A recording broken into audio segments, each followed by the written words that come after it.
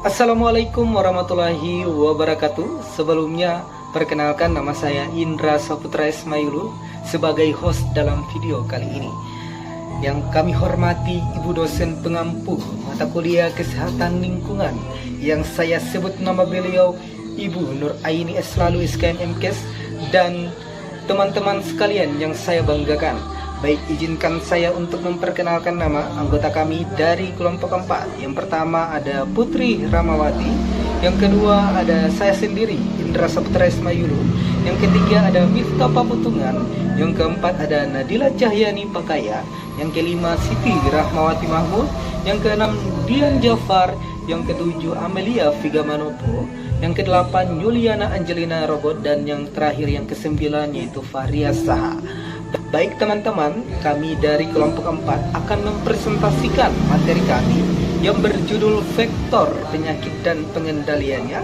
Untuk itu teman-teman dapat menyimak video presentasi kami.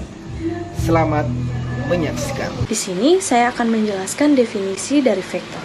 Definisi luas tentang vektor adalah pembawa dan penular agen atau patogen penyakit. Institute of Medicine, Forum on Microbial Threats, 2008.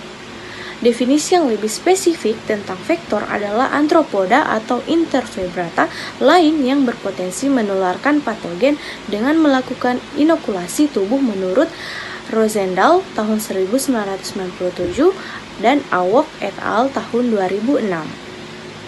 Nah, jadi vektor penyakit merupakan antropoda seperti keong bertindak sebagai penular penyebab penyakit atau agen dari host pejamu sakit ke rentan pejamu lain.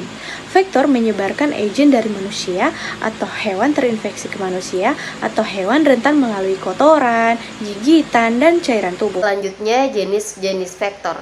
Yang pertama ada vektor nyamuk. Dalam vektor nyamuk ini antara lain ada malaria, filariasis, dan beberapa jenis virus encephalitis. Demam virus seperti demam dengue, virus hemorrhagis seperti dengue hemorrhagis fever, serta yellow fever. Yang kedua ada vektor Cutulaeus. Dalam vektor Cutulaeus ini antara lain ada epidemic typhus fever dan epidemic relapsing fever. Yang ketiga ada vektor Cutuflea. Dalam vektor Cutuflea ini terdapat pada penyakit pes dan tifus murine. Yang keempat ada vektor Cutumid. Dalam vektor Cutumid ini antara lain ada scrub tifus dan vesicular rickettsiosis. Yang kelima vektor Cututich. Dalam vektor Cututich ini antara lain ada spot fever, epidemic relapsing fever, dan lain-lain. Yang keenam ada penyakit oleh serangga lainnya seperti Sunleaf fever, Leishmaniasis, Bartonellosis oleh lalat Plebotonus, Onchocerciasis oleh black flies genus Simulium, serta Trypanosomiasis di Afrika oleh lalat tsetse, dan di Amerika oleh kotoran kutu Triatomid. Saya akan melanjutkan materi yaitu tempat penularan melalui vektor. Indonesia merupakan negara beriklim tropis yang baik bagi kehidupan hewan dan tumbuhan, tetapi juga menjadikan Indonesia sebagai tempat perkembangan penyakit, terutama yang penyakit penularannya melalui vektor. Tempat penularan melalui vektor yaitu yang pertama ada fasilitas kesehatan, misalnya di rumah sakit yang rentan akan penularan penyakit jika tidak menjaga kebersihan lingkungan. Kemudian yang kedua yaitu pada tempat-tempat umum. Berbagai penelitian penyakit menular membuktikan bahwa kondisi perumahan yang berdesak-desakan dan kumuh mempunyai kemungkinan lebih besar terserang penyakit. Selain itu, kurangnya perhatian masyarakat dalam membersihkan lingkungan dapat memicu penyebab penularan penyakit tersebut. Kemudian yang ketiga ada kawasan industri seperti pertambangan, pariwisata, dan lain-lain. Yang keempat ada tempat pemukiman, dan yang terakhir yaitu tempat perkembangbiakan alami. Selanjutnya yaitu cara penularan vektor. Ada 3 jenis cara penularan vektor. Yang pertama yaitu kontak langsung. Artinya vektor penyakit secara langsung memindahkan penyakit atau investasi dari satu orang ke orang yang lain melalui kontak langsung. Yang kedua yaitu kontak secara mekanis. Misalnya penularan penyakit diare, tifoid, keracunan makanan, dan trakoma oleh lalat. Secara karakteristik, arthropoda sebagai vektor mekanis merupakan agen pembawa penyakit dari manusia yang berasal dari darah, tinja, serta ulkus superficial. Yang ketiga yaitu transmisi secara biologis, yaitu agen penyakit mengalami perubahan siklus dengan atau tanpa adanya multiplikasi di dalam tubuh arthropoda. Ada 3 cara transmisi biologis. Yang pertama yaitu propagative agents, cyclopropagative agents, dan cyclodevelopment agent. Baik, selanjutnya saya akan menjelaskan tentang pengendalian vektor dari zaman ke zaman.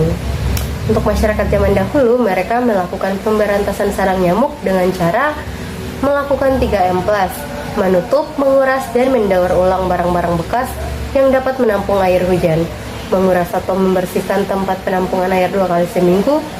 Pelaksanaan 3M+ dilaksanakan lebih sering dari biasanya. 3M+ seperti menaburkan larvasida pembasmi jentik, abate ditaburkan pada tempat-tempat penampungan air yang terbuka dengan takaran 1 sendok makan atau setara dengan 100 liter air. Menaburkan ikan pemakan jentik, mengganti air dalam pot atau vas bunga. Untuk mencegah agar tidak terkena gigitan nyamuk, orang zaman dahulu masih menggunakan kelambu pada saat tidur. Obat nyamuk, repelen, tidak menggantung pakaian, menggunakan pakaian lengan panjang, dan lain-lain.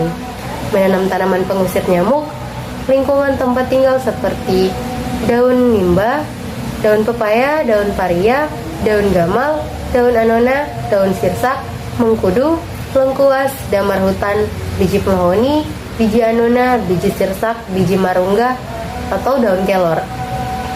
Dan setiap rumah harus ada pemantau atau pemberantasan jentik nyamuk DBD. Indonesia cenderung terjadi peningkatan kasus demam berdarah dengue dari tahun ke tahun. Program pengendalian vektor nyamuk DBD yang dilakukan di Indonesia dinilai belum efektif karena pengendalian nyamuk DBD masih bergantung pada program pengasapan atau fogging yang ditujukan untuk membunuh nyamuk dewasa. Program ini memiliki kekurangan, yaitu membutuhkan biaya yang besar, sekitar 5 miliar per tahun. Membutuhkan tenaga yang ahli dalam proses pengasapan. Pengasapan memiliki cakupan yang sempit dan tidak dapat membunuh nyamuk stadium pradewasa. Kebutuhan akan metode baru pengendalian vektor menjadi semakin jelas karena fenomena resistensi pestisida meningkatkan kepedulian terhadap lingkungan dan meluasnya ketergantungan pada insektisida. Alat yang digunakan dalam pengendalian vektor zaman dahulu dan zaman sekarang tentunya sudah berbeda. Pada zaman dahulu, orang-orang menggunakan kelambu, kulit jorok, raket nyamuk, memelihara ikan, dan melakukan pengasapan setiap bulan. Sedangkan zaman sekarang, orang-orang menggunakan raket nyamuk listrik, semprotan anti nyamuk, pengasapan secara listrik, perangkap nyamuk elektrik, perangkap telur nyamuk listrik, dan menggunakan autan atau krim anti nyamuk. Perbedaan pengendalian vektor dari zaman dahulu dan zaman sekarang yaitu pada zaman dahulu para orang-orang lebih menggunakan cara yang tradisional dalam pengendalian vektor. Pada zaman dahulu juga tidak menggunakan bahan kimia dan pastinya jauh lebih alami dan juga sederhana. Semakin berkembangnya zaman tentunya menjadi semakin lebih modern, di mana sudah banyak sekali cara atau alat yang bisa digunakan oleh banyak orang. Pada zaman sekarang banyak sekali cara yang digunakan dan tentunya sangat bervariasi, yaitu menggunakan listrik yang berbeda dengan zaman dahulu dikarenakan pada zaman dahulu belum tersedianya listrik. Ada pula dalam bentuk krim dan semprotan yang sudah dilengkapi dengan wewangian. Hal ini digunakan oleh orang-orang karena orang-orang merasa bahwa ini menjadi suatu hal yang lebih simpel dan yang pastinya juga menjadi lebih modern. Karena perkembangan zaman ini, maka kelambu menjadi suatu hal yang sudah sangat jarang sekali dipakai oleh banyak orang. Baiklah, saya akan melanjutkan materi selanjutnya, yaitu penyakit akibat vektor yang sering terjadi di Indonesia. Dalam materi kali ini, saya akan membahas salah satu vektor, yaitu nyamuk, dan ada 4 masalah dari vektor ini yang sering terjadi di Indonesia. Yang pertama ada malaria, yaitu penyakit yang disebabkan oleh parasit Plasmodium ditularkan melalui gigitan nyamuk. Dari tingkat keparahan malaria bervariasi berdasarkan spesies Plasmodium. Gejalanya berupa pasien akan menggigil, demam, dan berkeringat. Biasanya terjadi beberapa minggu setelah digigit. Lalu, orang yang bepergian ke daerah rawan malaria biasanya mengonsumsi obat pelindung sebelum, selama, dan setelah perjalanan. Penanganan dari penyakit ini yaitu mengonsumsi obat anti malaria. Yang kedua ada penyakit demam berdarah Dengue. Penyakit virus yang dibawa oleh nyamuk ini sering terjadi di daerah tropis dan subtropis. Kebanyakan terjadi di daerah tropis. Orang yang terinfeksi virus ini untuk kedua kalinya memiliki risiko yang jauh lebih besar terserang penyakit dibandingkan dengan orang yang pertama kali terkena penyakit ini. Gejala dari penyakit demam berdarah ini yaitu adanya terjadinya demam, ruam, serta nyeri otot dan sendi. Pada kasus yang parah, terjadi pendarahan hebat dan shock. Penanganan dari demam berdarah ini berupa dengan penambahan cairan dan pereda nyeri. Bagi kasus yang sangat parah, harus dirawat inap. Lalu yang ketiga ada demam cikungunya atau infeksi virus yang ditularkan oleh nyamuk. Cikungunya ditemukan di seluruh dunia, khususnya Afrika, Asia, dan India. Gejala dari demam cikungunya biasanya muncul dalam waktu seminggu infeksi dan demam dan dengan gejala seperti demam dan nyeri sendi yang datang tiba-tiba. Penanganan untuk demam cikungunya ini bisa dengan memberikan penambahan cairan dan memberikan anti demam untuk para penderita demam cikungunya. Kebanyakan pada orang yang terinfeksi demam cikungunya akan merasa lebih baik dalam waktu seminggu atau lebih setelah virus hilang dengan sendirinya. Dan yang terakhir ada kaki gajah atau penyakit parasit tropis yang mempengaruhi kelenjar limfa dan pembuluh limfa.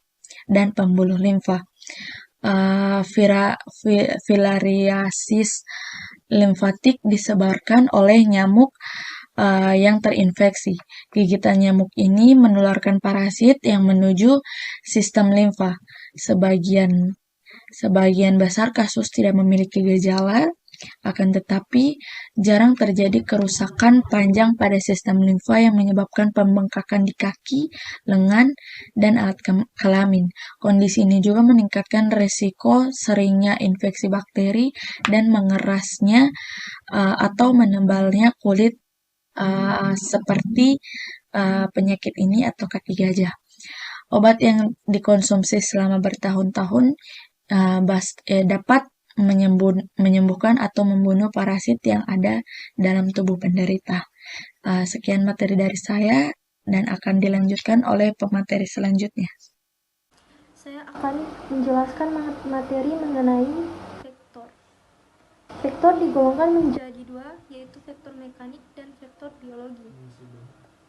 Vektor mekanik yaitu hewan avertebrata yang menularkan penyakit tanpa agen tersebut mengalami perubahan siklus, perkembangan, atau perbanyakan. Sementara itu, vektor biologi dinyatakan sebagai agen penyakit atau patogen yang mengalami perkembangbiakan atau perubahan siklus.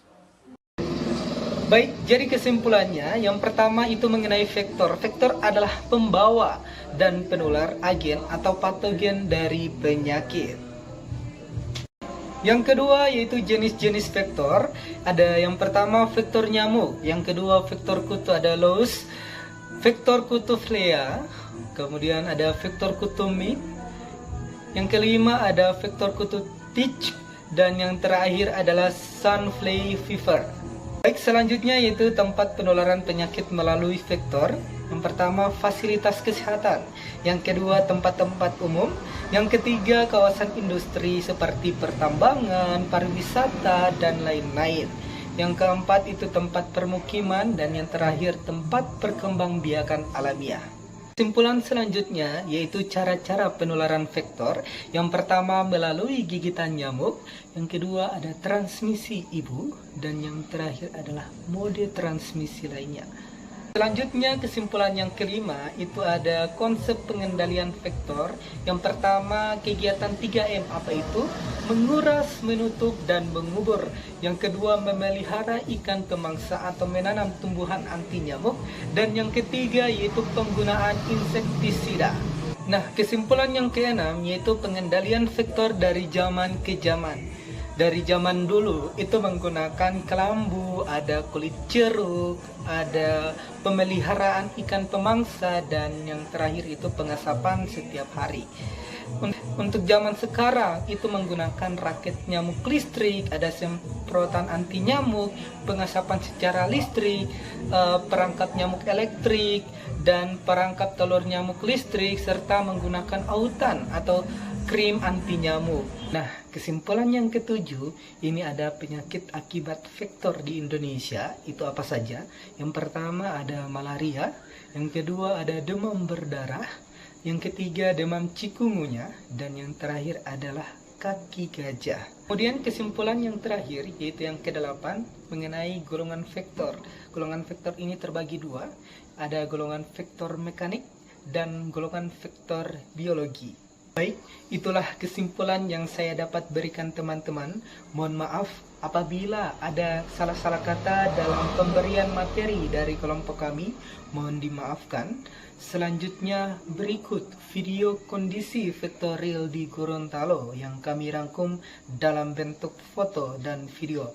Untuk itu, selamat menyaksikan.